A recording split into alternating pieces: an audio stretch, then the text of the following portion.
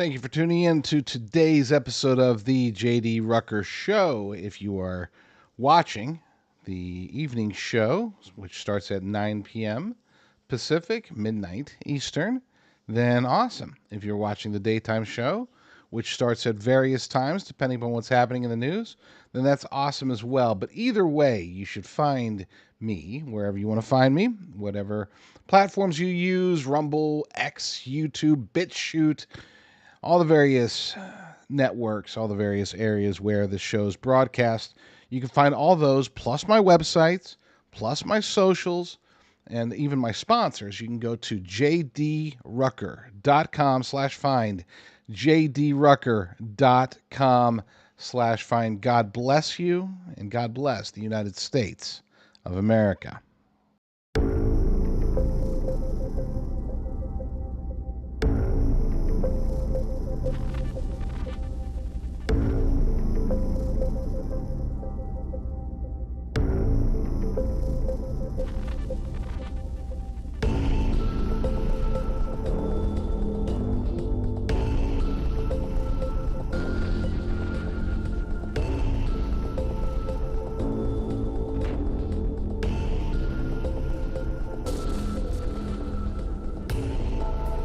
You're listening to the JD Rucker Show.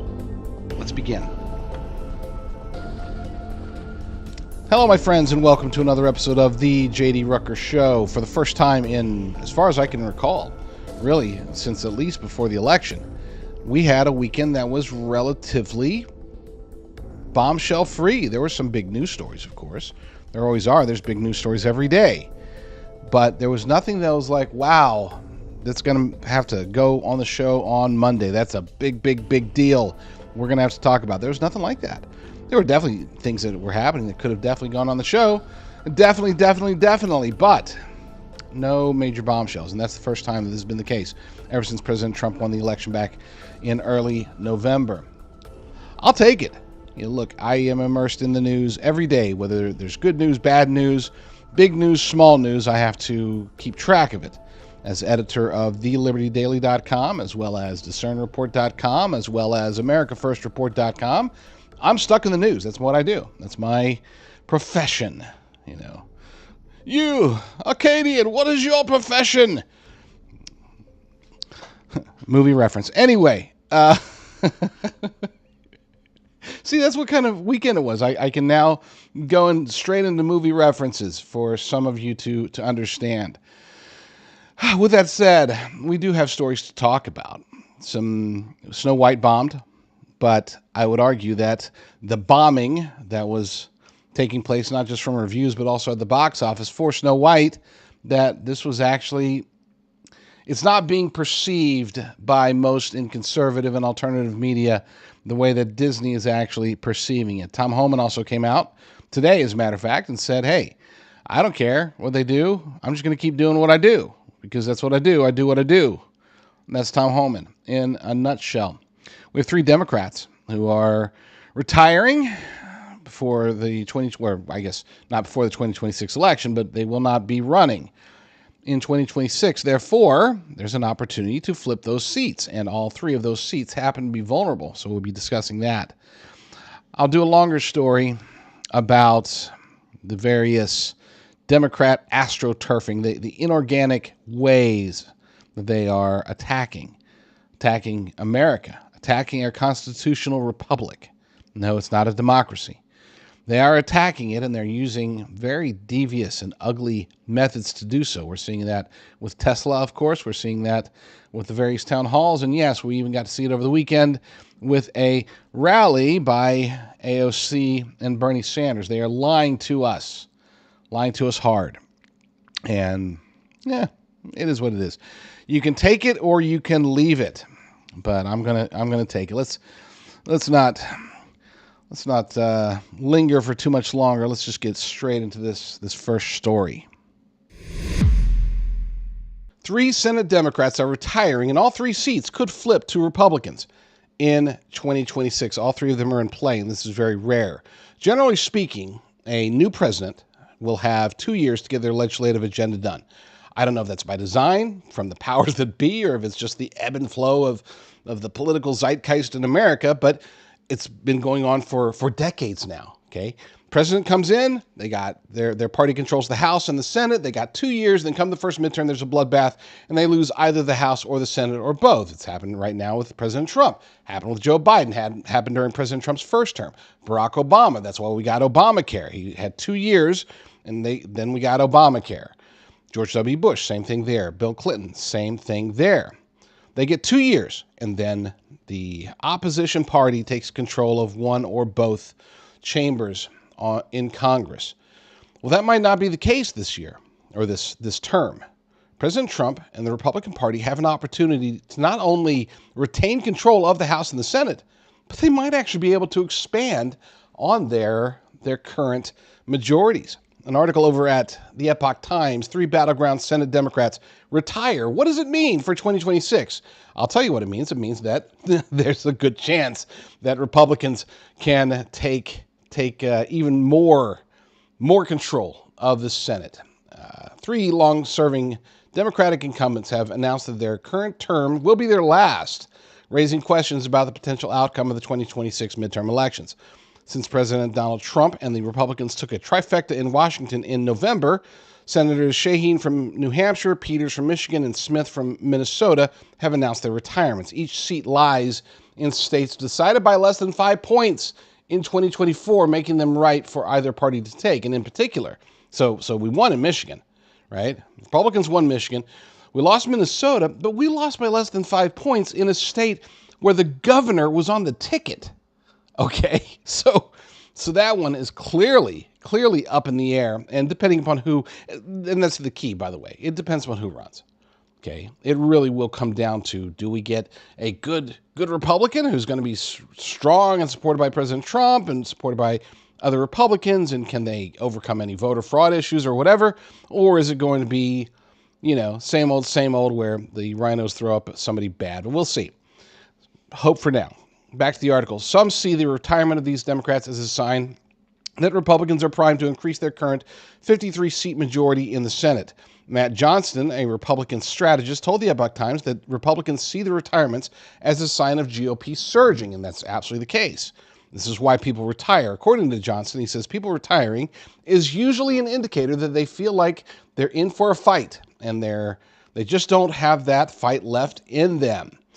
So if you think that you're going to lose an election, if you think that your party's failing, which the Democrats are, you think that the opposition party is surging, which President Trump and the Republicans are, you might think, well, I can retire in whatever, glory, have a good legacy. Say, okay, I'm going to go off and do whatever in the private sector, make a lot of money. Or you can run for re-election, lose, and then you're out of D.C., leaving in shame. And a lot of people, when they see the writing on the wall, they realize that it's just going to be better for them to just back out, back down, step down, leave, go back into the private sector, or fight another day, maybe go back to state politics, whatever. Point is that this is an opportunity, and it's imperative that President Trump and the Republicans in the House and the Senate get more victories. I'm not talking about executive orders. I'm not talking about lawfare defeating lawfare. Those are important too, don't get me wrong. But for them, if they really are going to have an opportunity to be able to advance their majority in the Senate, to retain and even possibly advance their majority in the House, they're going to have to get some legislative wins, something to hang their hat on. Right now, they got nothing. And I know it's early, but it's not that early. I mean, you would have expected something to be codified by now. And no, the continuing resolution doesn't count as, oh my gosh, we got a CR passed. That's going to be a distant memory come election time, because it's going to run out before then. They're going to have to do something else. And before then, back in September, as a matter of fact. So they have currently done nothing. And they need to do something quick. They need to start getting legislative wins. And you might say, well, they can't really do much. Not with the slim majority in the Senate. The filibuster is going to stop them. That's where we get into the key to everything, the key to making sure that they get their legislative agenda in place, and that is through reconciliation. Reconciliation bills Does not require they cannot be filibustered. You just need a simple majority. And therein lies their ability to not only make America great again and to assist President Trump in his agenda, but also to start setting the stage for victory after victory after victory that come 2026 midterms, they can say, we did this stuff and we want to keep doing more. And the American people will then say, if they do it right, the American will then say, fine, keep going. You got 2 more years to make it happen. Snow White was an investment, not a loss, as far as Disney is concerned. I think it's very important that we stop trying to pretend like Disney is an entertainment company. They have not been an entertainment company for decades. This is a neo-Marxist company. This is a globalist company. It's a company that is used to propagate ideas. They have been fully co-opted by the globalist elite cabal, and they have been for quite a long time.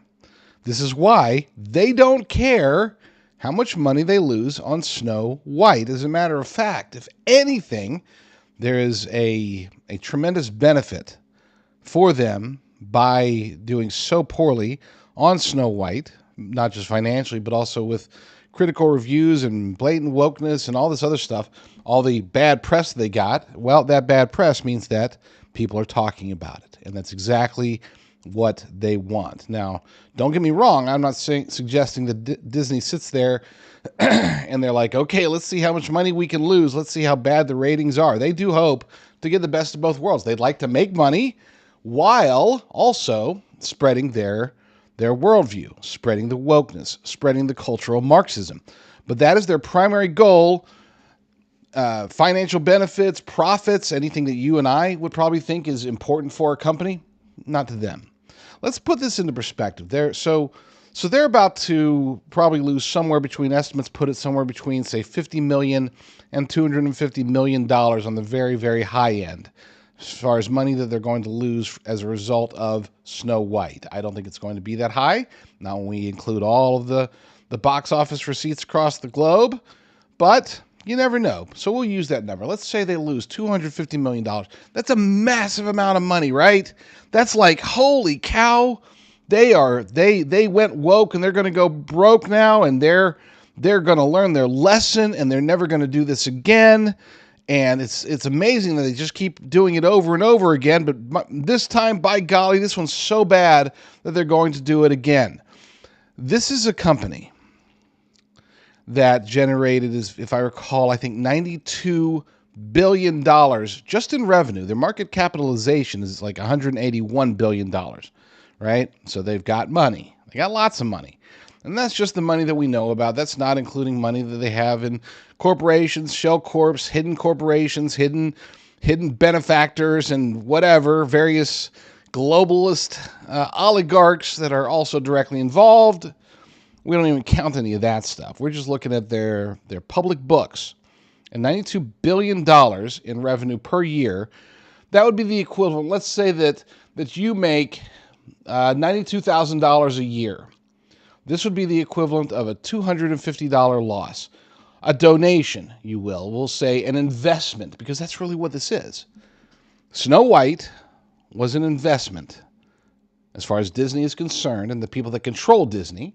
As far as they're concerned, this was an investment to spread the cultural Marxism, to spread the destructive ideology, the anti-Christian, anti-American, anti-everything good and traditional in the world. No, pushing against the patriarchy, pushing against Caucasians, pushing against the idea of marriage. I mean, we're talking about a story where the feminist princess in the beginning, in the original 1937, here she is. She's a strong young lady, but she's seeking true love. She finds it. They're going to have a family. They're going to, blah, blah, blah, blah, blah. Instead, we replace it with whatever this abomination is, and that's a good thing as far as Disney is concerned.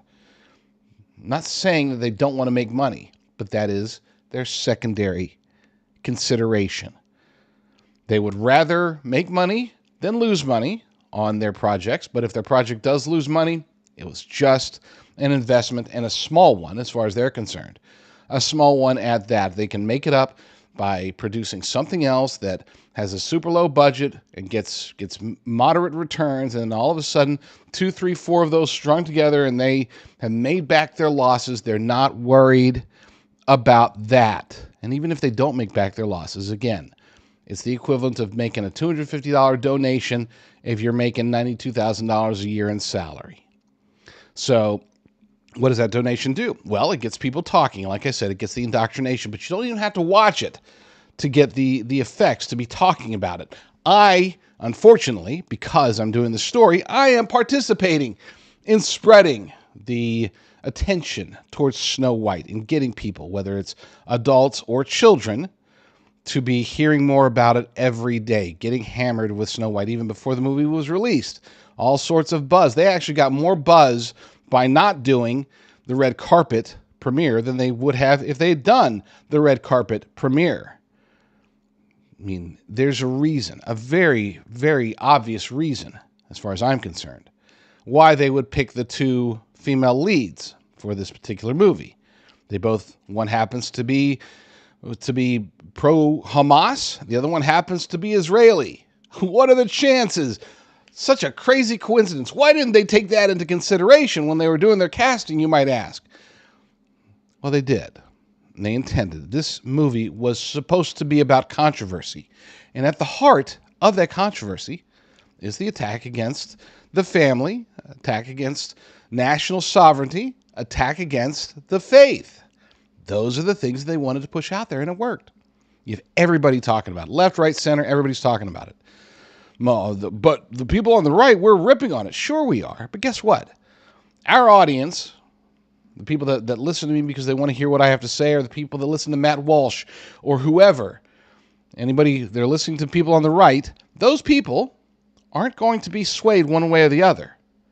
But people around them may be. And just because they're hearing our message doesn't necessarily mean that they won't hate that message. The fact that I'm talking about it, the fact that other conservative and alternative media personalities are talking about it, just gives them, the radical left, more of a reason to want to like and embrace and defend and spread the buzz, the messaging, the indoctrination, the brainwashing of Snow White. I was able to come across a very good, I would say.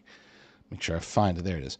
A very good article over at fandompulse.substack.com, written by John F. Trent, titled "Unhuman's Author Explains Why Disney Does Not Care If Films Like Snow White Lose Massive Amounts of Money." And I'm not going to read the whole thing, but I will get to the important quotes. This is in reference to, they're referring to, and I don't know what Unhumans is. I know that makes me probably old or something, but I've never heard of Unhumans. Joshua Lysick. We'll go with Lysick. Joshua Lysick. I hope that's correct. So he wrote it, Unhumans, or produced it. I don't even know if it's a game or what. I am old. But he was asked. He recently appeared on Human Events Daily with Jack Posobiec, where he was asked, why is that cultural Marxists seek to destroy, defile, and alter the fabric of these time-honored myths and stories and allegories throughout our history? And Lysick answered, subversion is necessary for any kind of communist project, even cultural communism, to be successful. And so this is what we mean by subversion. You take a beautiful, wonderful story with great characters and an actual feminine female protagonist, that is the Snow White character. And how is it supposed to go? She's on a heroine's journey, ultimately becoming a wife, and then with motherhood on the horizon, as that is the human's heroine journey, or the woman's heroine journey. The female hero's journey equivalent is marriage and motherhood. You have asked to take that away and say, no, it's actually her being a bachelor, or being bachelor-like, her being sort of the girl boss, Kamala Harris style. He then asked, why do cultural Marxists do this? And is the fact that they are losing so many millions of dollars at the box office really something that bothers them? He replied, it is not something that bothers them, no. We hear on the right this expression, go woke, go broke. That's not correct. That's the point. Again, we are talking about an investment into spreading their cultural Marxism, spreading their lies, spreading They're indoctrinating ideologies. So as much as I would love to say this is an opportunity for Disney to learn from their mistakes, the proper response there is that they did. They learned that they can get massive exposure, massive numbers of people talking about it, arguing about it, debating it. And yes, there will still be a whole lot of people that end up watching it. They might not go to the theaters if they're on the right, or they might definitely go to the theaters if they're on the left. But at the end of the day, it's going to be a curiosity watch. You know, I heard the movie was really bad. I heard the dwarves were horrible. I heard that the acting was bad. I heard that the songs were bad. I got to throw it up on Disney Plus or Netflix or wherever else they're going to put it. I don't watch those shows or those movies. But people are going to watch it. And again, you don't forget that we might say, "Oh, we understand what they're trying to do here, but what about the children? What about the children on the iPad that have access to pretty much whatever they want? The parents aren't really paying too much attention, or maybe they get halfway through it, or whatever." Point is that this movie might not make money, but it is going to get views. It is being discussed ad nauseum right now, and will continue to be discussed for quite a while, especially as new reports come in about how broke they're going. You know, oh, poor Disney, maybe they're finally going to wake up. They did learn a lesson. They learned that if you can't make money, no big deal. There's a fringe benefit to that as well. Now they get more exposure for this abomination than they have with pretty much anything they put out in years. Is cryptocurrency a safe investment to back your wealth or your retirement or your life's savings? The answer to that question is I have no idea. And I know that my sponsors probably just had a heart attack when I said that, but it's true.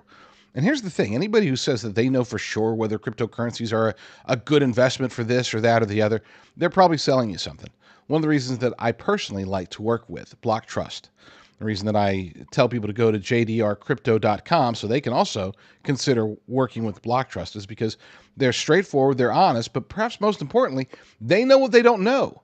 That's why they rely on artificial intelligence-driven data to help them make decisions on your behalf. With their managed accounts, they can get you into crypto and have you trading like an expert without you actually having to become a crypto expert. They make moves. They try to determine, okay, is Bitcoin going to go up? Is it going to go down? Artificial intelligence tells us it's probably going to go down. Let's go ahead and pull everybody out of crypto, put them in cash for a while, and then once it hits a certain mark, then we'll put them right back in. We'll try to advance their portfolio, whether it's an IRA or 401k or, again, cash. They're extraordinarily easy to work with. Go to jdrcrypto.com to learn more. See what they say. This is a very patriotic company, a very bullish company when it comes to crypto for obvious reasons. But I want to be clear. Just like me, they were very skeptical about even getting into the industry prior to President Trump's election. Once President Trump was elected, it made sense. They worked with partners who've been in the crypto industry for years, platforms that have been used in the past by hedge funds. Now they are open to the public, and it is, again, because President Trump won. This has changed the game for cryptocurrency, and it is allowing Americans, of whether you're a crypto expert or a crypto novice or anywhere in between, this brave new world that we're experiencing in cryptocurrency can be most easily navigated by working with Block Trust. Go to jdrcrypto.com, see what they can do with your retirement, your cash, whatever. It's easy. And again, I'm not a financial advisor, so I'm not telling you, go buy crypto, go buy gold, go buy chickens. Actually, on that last one, it probably would be a good idea to go buy chickens. 3 ways Democrats and globalists are using astroturfing to manufacture, quote-unquote, support. The 2024 election was a wake-up call in multiple ways. Not only did it demonstrate to Democrat politicians and their voters that people aren't buying into their policies anymore. Their policies didn't work. Open borders didn't work. The Inflation Reduction Act didn't work. None of it worked. Well, it worked, just not to the benefit of the American people. But there's another revelation, probably a bigger one. The powers that be realized that their standard practice, their old strategy, was not nearly as effective as it used to be. It's still effective to some extent, but obviously not enough to be able to overcome President Trump. And in 2026, we'll see if that trend continues. That old practice was to just straight up the big lie idea. It doesn't matter. You don't need evidence. You don't need anything. You just need to get legacy media to repeat a lie over and over again, and the people will eventually buy into it. Of course, we saw what happened in 2024 with the election. What were they trying to push? What message were they saying? They said that President Trump and his supporters are bigots and racists and Nazis and anything else. And that if you support him, then you are as well. Well, what happened? President Trump was able to get more minority voters than any other Republican candidate in our lifetimes. It had the opposite effect, I think, as people were waking up and realizing that, hey, are you telling me that President Trump didn't really say that white supremacists are very fine people? Well, but that's what they've been saying for all this time. They were lying to me. What else have they lied to me about? That is a common thread that's gone over and over again. You just look at the walkaway movement, and you'll see how many times people switched over based upon realizing that they've been lied to by legacy media the entire time. So the strategy for 2025 and beyond has switched. They're having to offer some actual fodder, some quote-unquote evidence. But since they can't get evidence that people are supporting them and their ideas and their stupidity, well, they're going to manufacture it through Astroturfing. Article we have posted over at AmericanPoliticalReport.com is pretty long. I strongly recommend going ahead and reading it. I wouldn't say long. It's comprehensive. It's not a long read, 5 minutes, but it's worth it. But I'm not going to read it. I'm just going to use it as the bullet points that we need to focus on. So these are 3 ways. We're starting with the funny fodder. We're moving on to the potentially effective strategy that they unveiled over the weekend. And then we'll get into the actual dangerous stuff. But number 1, they are infiltrating Republican town halls. Chuck Schumer had the embattled Chuck Schumer, senator, has came out and kind of revealed the game plan a little bit. This is Friday, I believe. It could have been Thursday. But last week he came out, and during an interview, he basically revealed that, yeah, we're sending people to these Republican town halls. Now, this isn't new. We've known about this for a while. It just keeps getting worse and worse and worse. And Senator Josh Hawley, a Republican, came out and revealed the game. We just say, listen, recognize these are AstroTurf folks, and Chuck Schumer said the quiet part out loud. They are sending people into these districts. Sean, let's face it, the Democrat Party these days, they're not really a political party anymore. They're just a theater troupe that is funded by George Soros. And that's what we're seeing, theater actors who are showing up at these meetings, pretending to be constituents. We're not going to fall for it. We're going to deliver for the American people. I will admit, in the very beginning, when the RNC came out and started telling members of Congress, Republican members of Congress, not to hold the town halls that have been a hallmark, pun intended, of the Republican Party for a very long time, especially members of Congress, members of the House, will have town halls with their local constituents. It's an excellent way to not only get their voices heard. It's great for PR/campaigning. It's great for meeting people, potential fundraisers, and for answering questions that could convert skeptics into Republican voters. But the RNC said, don't do it. There's going to be protests. And then sure enough, there were protests. There have been protests, and they have been, for the most part, manufactured. Democrats send in their operatives to AstroTurf to pretend like, I'm a Republican constituent in your district, and I think that Elon Musk is a Nazi. Are you supporting a Nazi? And I mean, stuff like that.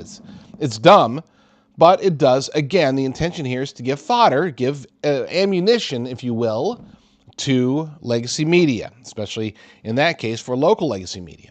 What about the idea, the notion, this rising notion, especially after Chuck Schumer did his thing with the continuing resolution? There's been this push by not only many Democrat operatives and a whole bunch of Democrat fundraisers, but also of legacy media to push towards the progressive wing of the Democrat Party, to highlight people such as Bernie Sanders and Alexandria Ocasio-Cortez as the quote-unquote new face, the new blood to be leaders of the Democrat Party. that happened over the weekend. You had what can only be considered the biggest influx of support, allegedly, for radical progressives in the party. It happened in Denver on the 21st, and it was successful. Or was it? Well, we know it was successful because legacy media, that's all they can talk about lately. But was it successful because people are actually supporting the radicals, or was it manufactured? According to, let's see, I forgot his name. Let's just go to the tweet itself. Tony Saruga. He said, post on X on the 22nd, GPS, here we go again. There were 20,000 devices, still a large crowd, but not even close to the 30,000 quote. Okay, so they're saying 34,000, they being Bernie Sanders and everybody else, legacy media. He's saying that the GPS data shows that there were only 20,000 devices. Okay, fine, whatever. But here's the kicker. Here's the key takeaway. 84% of the devices present had attended 9 or more Kamala Harris rallies, Antifa, BLM, pro-Hamas, pro-Palestinian protests, and 31% had attended over 20. 84%.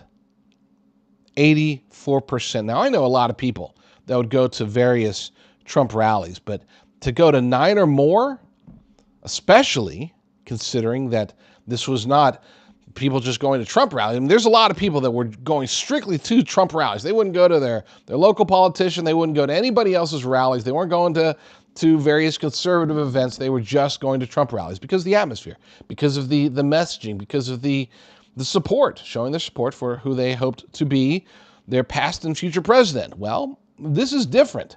This shouldn't be the case. There shouldn't be 84% of people that went to Kamala Harris rallies or pro-Hamas protests or whatever, unless it's manufactured, unless it's inorganic, unless it's astroturfing. And I would argue that if this is the strategy, if this is what they're going to do, then by golly, they better figure out how to find some more people to attend, because this demonstrates that there's a very small, a tiny, a minuscule portion of the population that is likely being paid or otherwise compensated to go out there and to fill seats, to be bodies at these various events. We know this happened during the Kamala Harris campaign, and now it's progressing. So it wasn't the campaign itself, in other words, that was doing this. It wasn't just, hey, come out to the rally and show your support, and then after Kamala Harris loses, well, I guess we're just going to, there's no reason to continue to pay these people. No. These people are permanent fixtures. And chances are they're being funded by, for example, I'm not making an accusation here, but just as a likely scenario, people such as George and Alex Soros promoting this idea to, again, manufacture pretend support, astroturfing, get people to think, oh, well, if there's 30,000 people going to this rally, there must be something there. It makes for an excellent visual, right? It's like, hey, wow, look at that crowd. That looks like a Trump rally. Going out there to see their new hero, AOC, as she's handed the baton from their old hero, Bernie Sanders. That's the narrative. Is it going to work? Yeah, probably. I mean, seriously, it probably will work. This is going to have the effect of getting people, Democrats, independents, maybe people leaning left, maybe just never Trumpers, people that are anti-Trump, people that are starting to question Doge. It's cumulative, folks. They know that there's probably not one instance that's going to get people to change their views, so they hammer them. This is the idea of the big lie has been replaced with the big astroturf. It's like, wow, you got all these people, Republicans holding town halls, and they just keep getting protested, and they keep getting asked really tough questions. And then look, you got AOC out there and Bernie Sanders. They're drawing huge crowds, biggest crowd of Bernie Sanders' career. And I remember they used to talk about Bernie Sanders was drawing all these big crowds. Well, this one is bigger. The movement is back. The movement is alive. Bernie bros are being replaced by Alexandria Ocasio-crazies, I guess. What are they going to call them? AOC supporters. It's going to be lit. And just on a side note, I do hope that AOC is elevated to be the new leader of the Democrat Party. There are so many reasons why that would be wonderful leading into both 2026 and 2028, but I digress. Cumulative, over and over and over again. Now, so far, everything we've discussed, the first one is an annoyance. Okay, you got the rally or the attendees of town halls causing a ruckus. That's annoying. You have now the expansion, the astroturfing for the sake of pretending like the radical leftists have tons of support that is potentially effective, but it's worse than that. Unfortunately, the gaslighting has gone into the very dangerous zone, as we will discuss right after this short break. One of the best ways to stay ahead of the deep state and to understand the machinations of the globalist elite cabal is to get information from people in the know, such as former CIA analyst Jim Rickards. Go to jdrucker.com/crisis, jdrucker.com/crisis, and see what information they have for you today. All right, let's get into the dangerous aspect of this astroturfing. Of course, I'm talking about Tesla, the domestic terrorists that are going after Tesla dealerships, the radical and completely unhinged individuals that are attacking Tesla vehicles, Tesla vehicle owners, trying to intimidate them, to terrify them. This is terrorism across the board. It's bullying at the very least. If you're, look, I'm going to walk around in Kia Tesla, and somehow that makes certain people feel good. But is it all organic, or is some of it manufactured? I would say a good chunk of it is manufactured. And here's the thing. This one is not just for fodder, okay? This isn't just to get the media's attention, get them to somehow support this notion that Trump is bad and Elon Musk is bad, therefore Tesla is bad. This isn't just for the media narrative. This is an actual attempt at terrorism, and it is working. People are starting to buy into this notion. And to be clear, before I get into the story itself, this notion of finding a target and making that target Elon Musk and Tesla, this stems back to the idea that you have a whole bunch of people here in the United States of America, I would say potentially with or without their knowledge, demonically influenced. We can call it mental illness if you'd like, but there is a certain degree of not rightedness. Gosh, I think I just made up a word. Maybe. There's a certain degree of not rightedness, whether it's demonic, satanic, or mental illness or whatever. They have put everything into hating Trump. And when it didn't work in 2024, they needed a new outlet. That's why so many of them have just launched into embracing this idea of going after people that used to be their allies. Because let's face it. I mean, Tesla is a green company. That's supposed to be something that the radical leftists like. Tesla sells a lot of vehicles to Democrats. They're attacking their fellow Democrats, their fellow leftists. They don't know. They just see a Tesla. And a good chunk, I don't know what the percentage is. It's probably 50-50, Democrat, Republican. But if anything, it might lean Democrat. So the majority of the people that are getting attacked, that are getting harmed by this domestic terrorism, these people are probably people that supported or that voted for Kamala Harris. So why make it make sense is the idea, right? That's the question. How can any of this make sense in a sane world? It isn't until we realize that we're not living in a sane world, that we're living in a world with so much control for the powers and principalities, the demonic side of America. This is how it's manifesting. Now, are all these protests real? I would say a lot of them, not necessarily the protests, I'll get to those in a second, but at least I would say the terrorist attacks, probably not, okay? These are probably manufactured, paid by high-level, Soros operatives, the ones that engaged, for example, during the George Floyd riots. I was wondering, where were they? They weren't there during the inauguration. They weren't there shortly after the election. Now we're starting to see them come out. They're coming out and shooting bullets into Tesla dealerships, throwing firebombs at Tesla vehicles at these dealerships. These are the domestic terrorists, the action wing of the globalist elite cabal here in the United States of America. But what about the these protests. Are they real? Are people really just going out, dozens of them, sometimes even over 100 of them, going out to these Tesla dealerships and screaming and hollering and holding up signs? Well, no, they're not real. And as evidence of this, I turn to independent reporter Savannah Hernandez, who attended one over the weekend and noticed something pretty odd. Hey guys, this is Savannah Hernandez outside of the Tesla showroom in Austin, Texas. Now I'm holding a sign that says, "Thank you, Elon, buy more Teslas." And I came to hold this sign because there were protesters on the other side of this barrier. Craziest thing I've seen, this protest was supposed to be from 10 to noon. It is 12:15 and every single protester is gone, okay? So they have lined up here, they were back here, they're all gone. Like, so quickly. I don't think I've ever seen protesters leave that fast.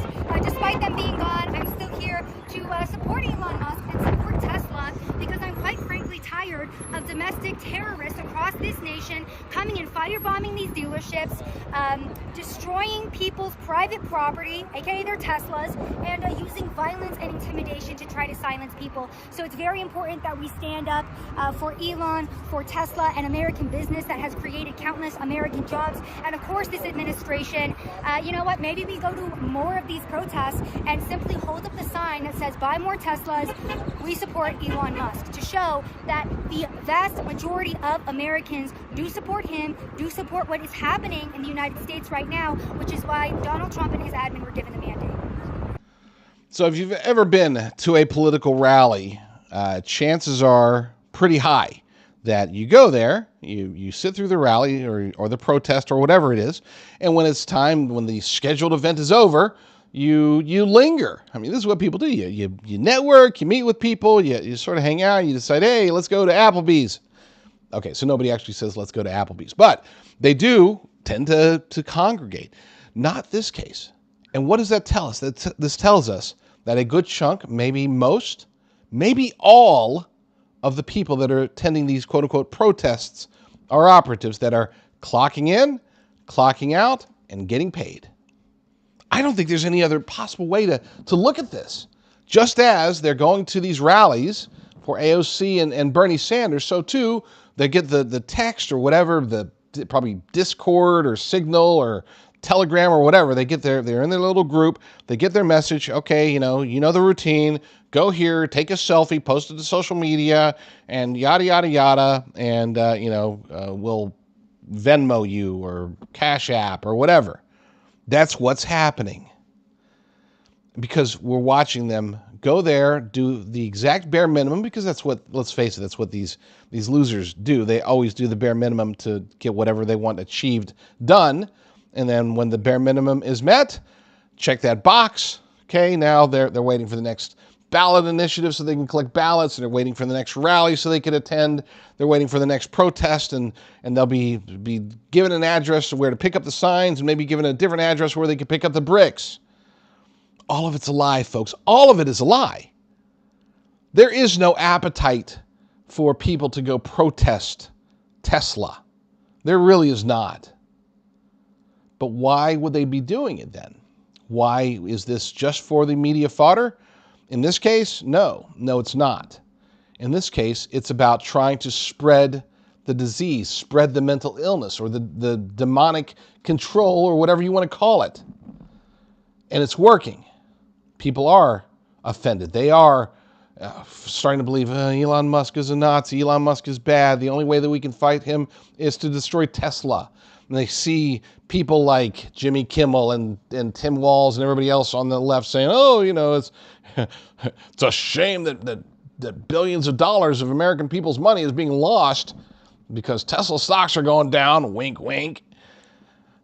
No, it actually is working. And we know this because, again, we're seeing the absolutely insane actions by individuals, the influenceable, the weak-minded people that are like, okay, well, I guess I'll do my part because I see a Cybertruck, so I'm going to do my part and dig my key into it.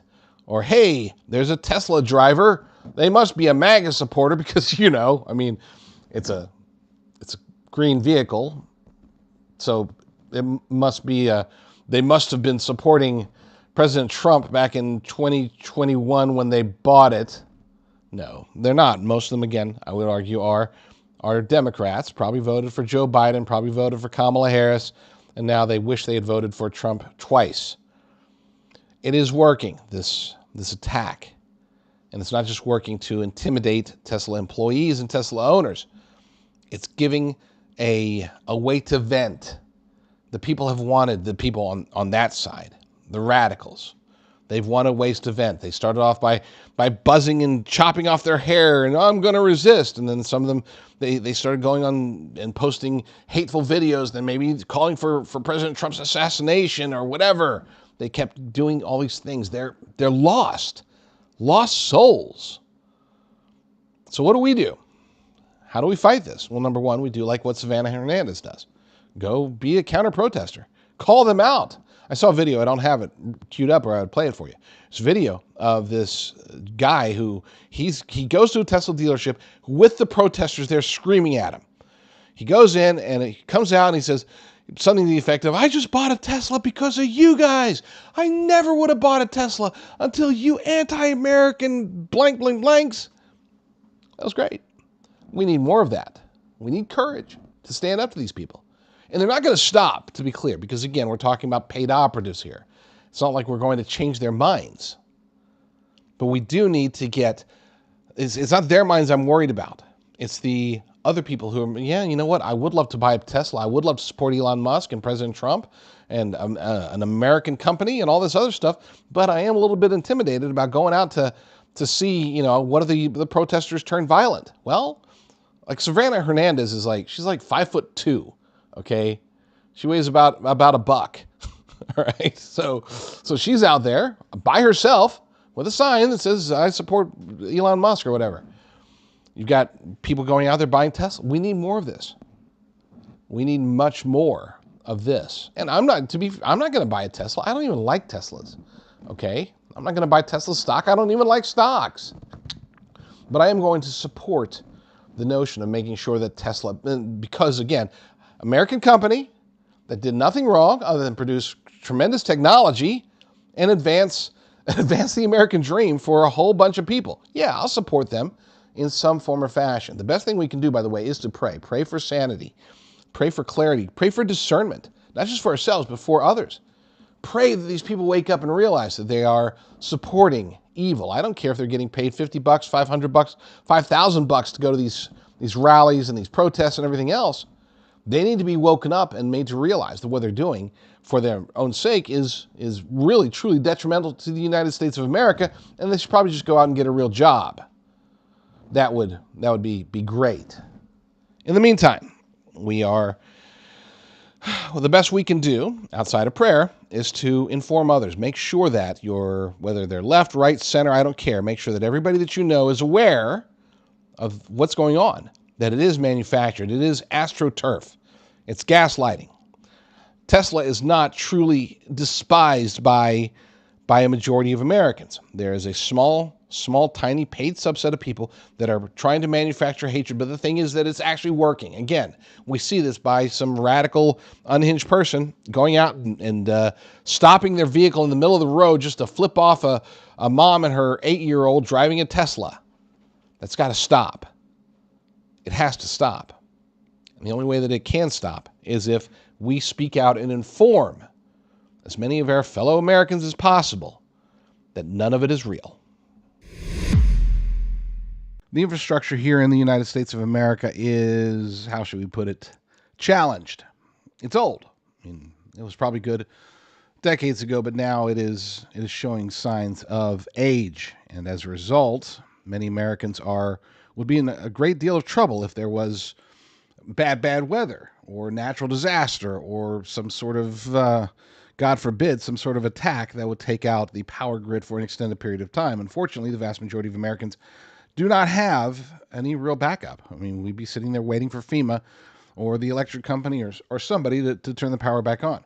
I am a huge fan of solar. The challenge with solar, of course, is that it can get very expensive, usually thousands, sometimes even tens of thousands of dollars to get a good solar generator and system. I have found a good one that is inexpensive, and I mean relatively inexpensive. It's still hundreds of dollars, but at least it's not thousands or tens of thousands. And it's the one that I use. In anytime there's challenges. It's also portable, so even when we go out, throw it in the trunk or the back of the SUV and go camping, go do whatever. It's always good to have a nice portable solar generator with you at the time. For me, I am a huge fan of the Grid Doctor. Go to jdrucker.com/solar. jdrucker.com/solar. And check it out. I think we're on sale right now. Well, I don't want to say right now because it depends on when you're watching this, but at least as of right this very second, there is a nice sale there. So go to jdrucker.com/solar and get you a Grid Doctor 300 today.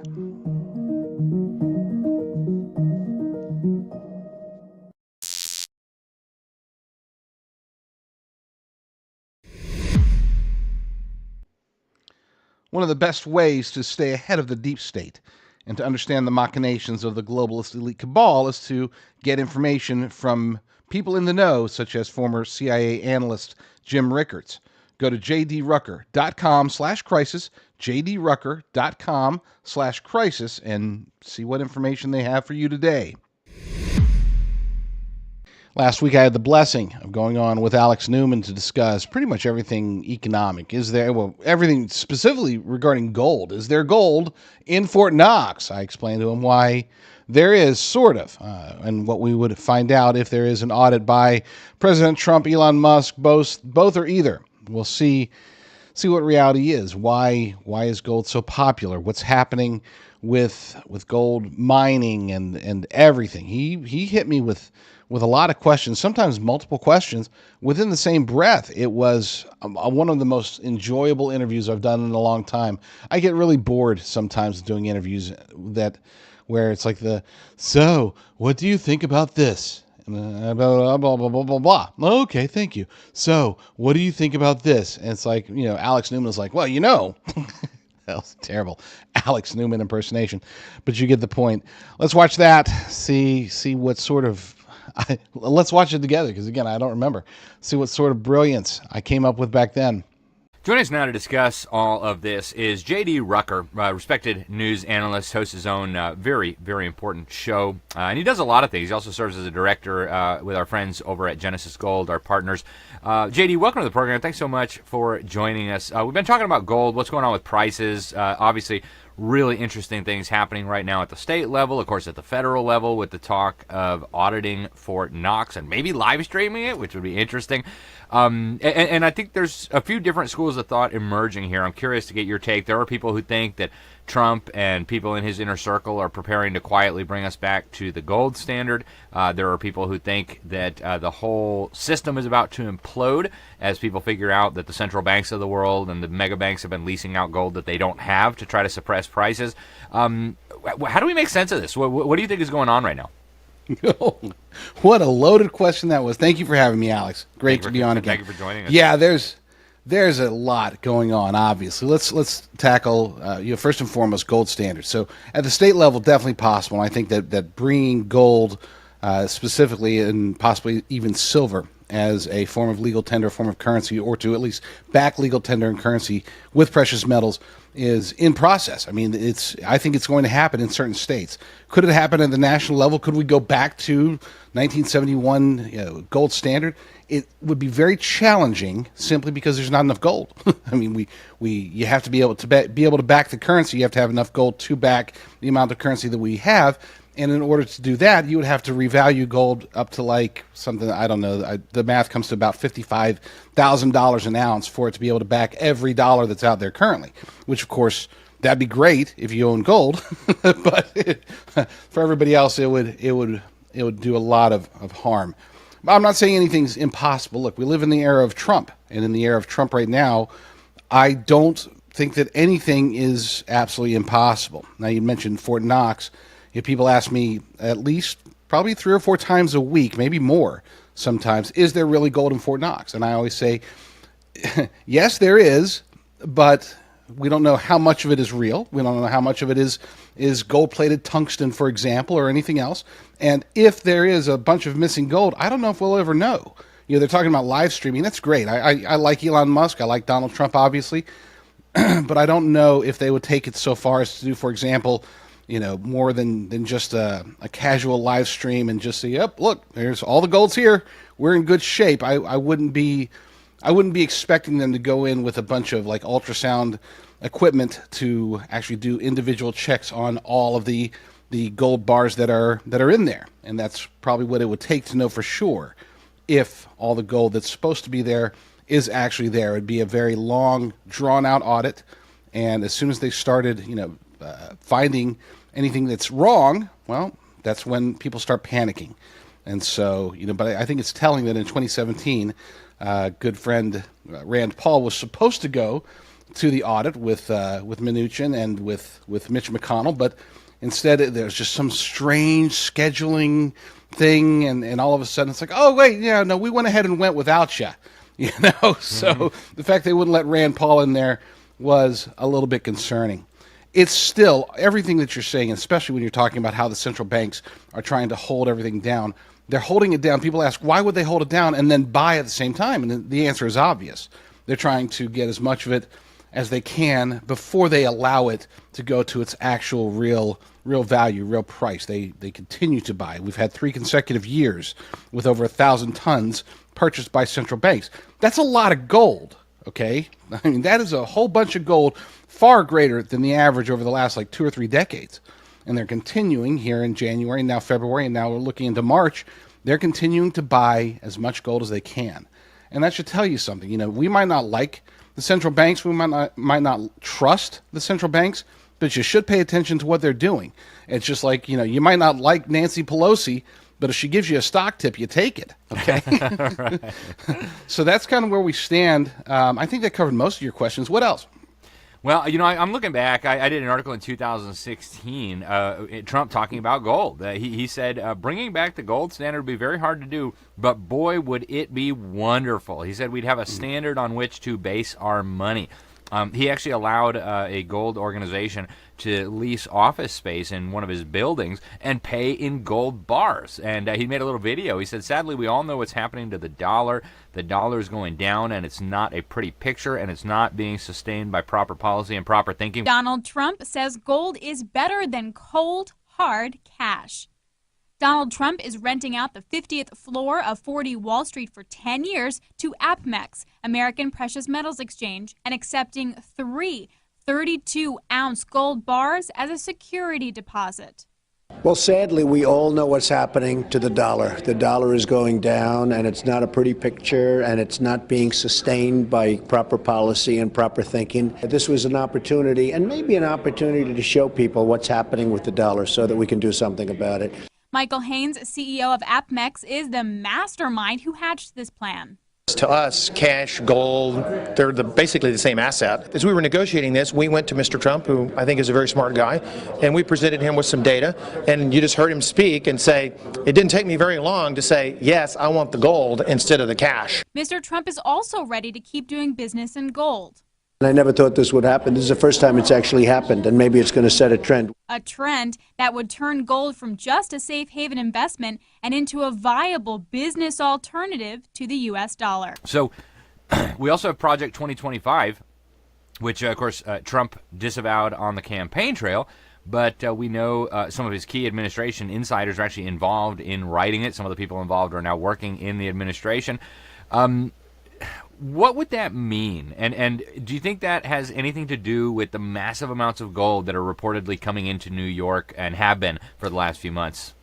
Yeah, so, again, great question there. Let's start with the back end. As far as the gold coming into New York, flying in from London, there are official statements, and none of them make sense. And it's pretty telling that when you have official statements saying something, and then you have another official statement 3 or 4 days later saying something different, it's like, okay, well, we tried that story. Y'all didn't believe us, so what about this story? It seems like they're shopping out the truth of the day, the truth du jour, to try to confuse us. I am keeping my eyes very, very close on that particular development. Now, as far as Trump goes, Trump has always loved gold. You know, he puts gold everywhere. He wanted gold in the bathrooms on his airplanes, right? Yep. I mean, he's always loved gold, and we've seen what's happened with gold from the time that he took office back in 2016. I think gold was like $1,200. I saw that in my article. I was like, no way! I made $1,800 on every ounce of that stuff. That's amazing.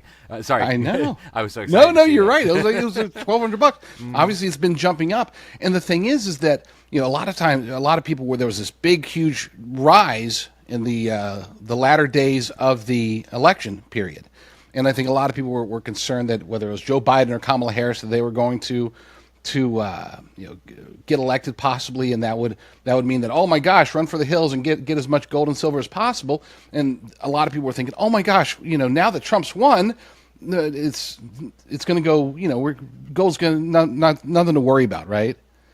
Except gold has continued to rise from the election. It took a little bit of a dip, and then it started rising. Once he was inaugurated, started rising again. You compare that to the stock market. The stock market is pretty much flat.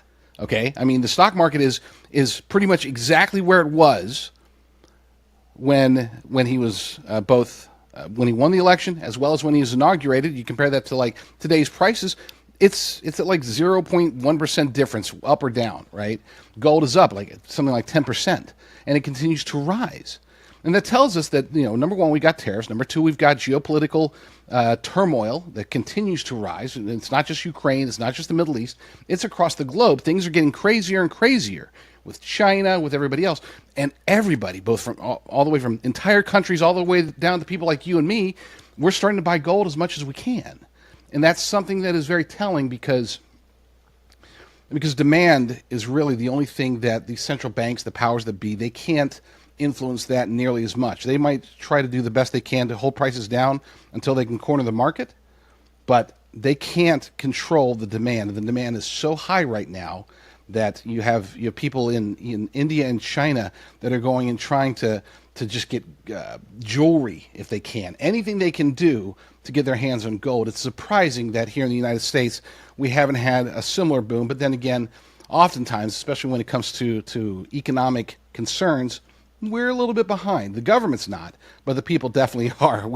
We're so used to things just being readily available. It's easy for things to sneak up on us. Yeah. I want to turn back to this leasing out of gold. I mean, Alan Greenspan, when he was chairman of the Federal Reserve, literally testified in Congress under oath that the Federal Reserve was leasing out increasing amounts of gold as the price of the dollar was rising. Like, are they leasing and releasing gold? And so there's a lot of people who want exposure to gold who are going out and buying, GLD. They're buying into ETFs of various varieties that supposedly have gold somewhere. But we had Glenn Beck talked about this in a really explosive segment recently, the rehypothecation and the idea that maybe there's more gold on paper than there is in reality. That's a scary prospect. So what do you think about that? Are there a lot of people who think they own gold but really are just sitting on paper? And what would the effect of that be if and when the market figured it out? Yeah, so the answer to the first part of the question is 100%. There is a lot more paper gold out there than there is actual gold in the world. I forgot the exact statistic, but somebody had done the calculations, and the current mined gold in the entire planet, if you melted it down and made it into a solid block, it'd be like a small building. Like, it's not like, oh my gosh, we have oceans and oceans of gold available to us. No, there's just not a ton of gold. It is a finite resource. And yet they trade it as if it's almost infinite. This is, you mentioned Greenspan. The whole idea here is, again, whether it's the leasing of the gold, the controlling of the prices, this is all to maintain a certain degree, a certain level of stability. This is how they justify it to themselves. They say it's for the stability, because in a fiat currency world, which we are currently in, where everybody's working with a fiat currency, if you were to allow gold to actually express its value, then it would tank everything, and there would be pandemonium, dogs and cats living together. It'd be awful. And so that's their claim. Now, as far as what would happen, because what you're describing, what Glenn Beck has been describing, what I've been describing for a very long time, is the epitome of a financial bubble. And we all know what happens when bubbles burst. It's not pretty. It's not long term.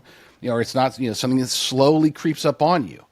It's something that just happens. And when it happens, it causes mass turmoil. This is why I always tell people, I've been approached and offered tremendous amounts of money to represent and to advise on these, what you're calling paper gold.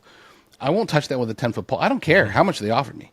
I would never recommend to my worst enemy to get any into gold or silver in any form or fashion other than with physical gold and silver.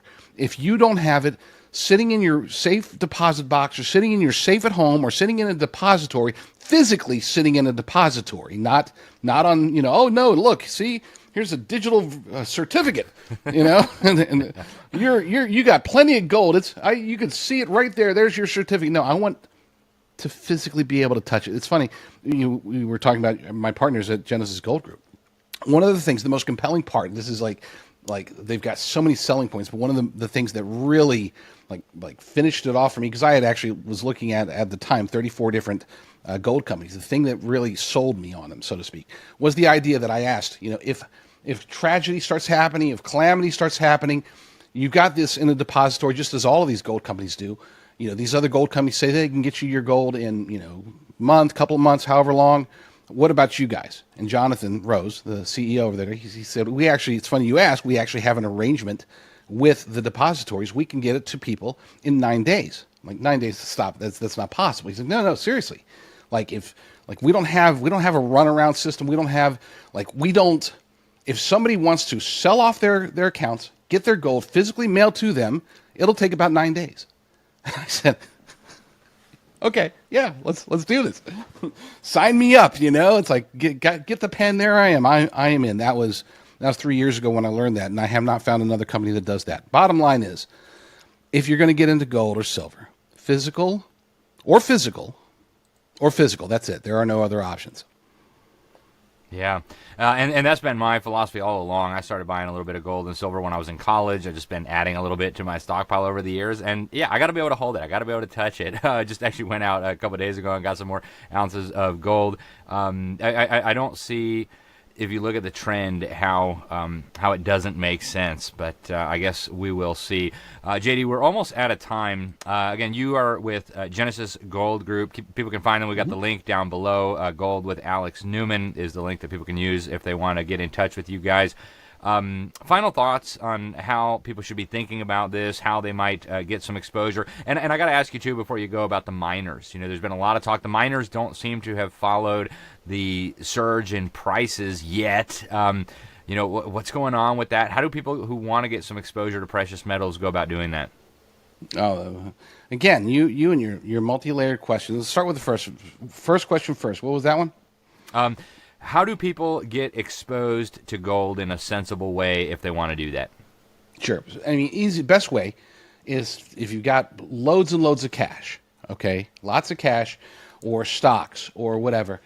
Just go buy it. Buy coins. Buy whatever you can get your hands on. Make sure to test it. Make sure it's through a reputable dealer. Okay, don't go out and, there's a lot of scams going out right now. There's one horror story out of, I think it was Phoenix, that I was just reading yesterday or last week or something, where basically they were sold like $500,000 worth of gold, and they ended up only getting, because it was diluted, they'd only ended up getting like $140,000 worth or something to that effect. So make sure that whoever you deal with is reputable. Unfortunately, that's for the people that have, hey, I got a few million sitting around, let's do that. For the people who, like me, for example, who have our life savings, our wealth, if you want to call it that, tied up in our retirement accounts, the best way to do it is to go to, as you mentioned, goldwithalexnewman.com. And from there, Genesis Gold Group can help you to do a tax-free rollover, a tax-free transfer. Just take your current IRA that's sitting there taking risks in the stock market or whatever, have Genesis move it over and get physical precious metals back in your retirement. Again, tax-free and done in a way that's for the long term. We don't ever want people to sell their gold and silver unless they need to. That need can come because they just need the money. That need could come because they're planning to go on a trip or whatever. But as we noted, when President Trump first came into office, gold was around $1,200 an ounce. Now, look at it. It's going to continue to skyrocket. And I'm not one of those guys that says, oh my gosh, gold's going to go to 5,000, 8,000, 12,000. If it stays around 3,000 for the next 10 years, I'd be happy, because that's, I think, still, that's the safe spot. Do I think it's really going to stay, around $3,000 for the next 10 years? No, probably not. It probably won't stay around $3,000 for the next year. I think it's going to go up, but I don't want to be that guy that's sitting there, gold's going to skyrocket. No, it's a stability thing. It's a real tangible thing that has been used as currency of some sort since the book of Genesis. I mean, since you read your Bible, every book of the Bible talks about gold, and there's a reason that it's also talked about in the book of Revelation as well. So there's that. That's the best way. Buy it if you can with cash, or cash in your stocks or whatever, or just go to goldwithalexnewman.com and let those guys help you out. Yeah, fantastic. And then what's going on with the miners? I own some of the miners, some of the juniors and some of the bigger ones, and some of them have done okay, but a lot of them just seem to be kind of, bumping along, not moving with the price of the metals itself. What's going on with that? What do you think? Well, so we're talking about a science that's really an art versus an art that's actually a science. Okay, the ability to find, number one, you got to find it. Number two, you have to acquire it. Number three, you have to store it. Number four, you have to sell it. Okay, so it's a multi-step process. I always look at mining stocks as something where it's like you have a potential here to hit a home run, but as long as it's relatively stable, that's what I look for in those particular stocks. If it's stable, I'm good, because you don't know when the big one's coming. As far as what's happening with them, the big ones haven't been coming. Call it luck, bad timing, or whatever. Well, does that mean that this is going to happen indefinitely? No. It could explode at any moment, and that's what I think a lot of us are hoping for. And if and when that does happen, of course, that's going to have an effect on prices as well, not just of the stocks, but also of gold itself. But because we're so undervalued, because there is the potential to revalue gold much higher if necessary, or to just let it naturally progress upward, or to let the central banks finally release their price controls, no matter what happens, every single avenue, every single event seems to point to physical precious metals skyrocketing at some point in the future. I don't know if that's next month, probably not. Next year, maybe. Next decade, for sure, almost. But at some point, I think we can expect a true breakout of physical precious metals, unlike anything we've seen in our lifetimes. Yeah, I think you're right, and that is, of course, why I've been adding a little bit to my portfolio all these years. JD, what's the best way for people to follow you, your work? I know you're on X. You've got a wonderful show. How do people keep track of your great work? Good question. I go to jdrucker.com/find. jdrucker.com/find. That's got my show, my websites, my socials. If you want to follow me on X, that's where you'd find me. Or YouTube. I still go on there sometimes. Rumble, whatever. jdrucker.com/find. Well, JD Rucker, thank you very much for joining us today. Really appreciate you offering your insight and analysis here, and I hope we can talk to you again very soon. You betcha. Thank you. Thank you. All righty, folks. That's all we have time for today, but thank you for tuning in. Share this out there. I don't know exactly what's coming, but there is some significant moves happening, and we ought to be informed. Thanks for watching. Alex Newman here. Till next time, God bless you all. If you are not watching Alex Newman on a regular basis, you really should. The dude is wicked smart. I mean, he's up there. He's a polymath. He doesn't just focus on one topic or another. He focuses on a wide array of topics, and he has an expertise in many of them.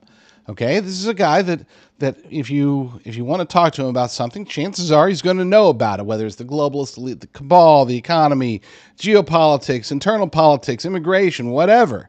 He knows his stuff. I sometimes model myself after him. Of course, he's not nearly as good looking as I am. So, just kidding, Alex. I don't think he cares. So yeah, that was fun. His intellectual nature is compelling.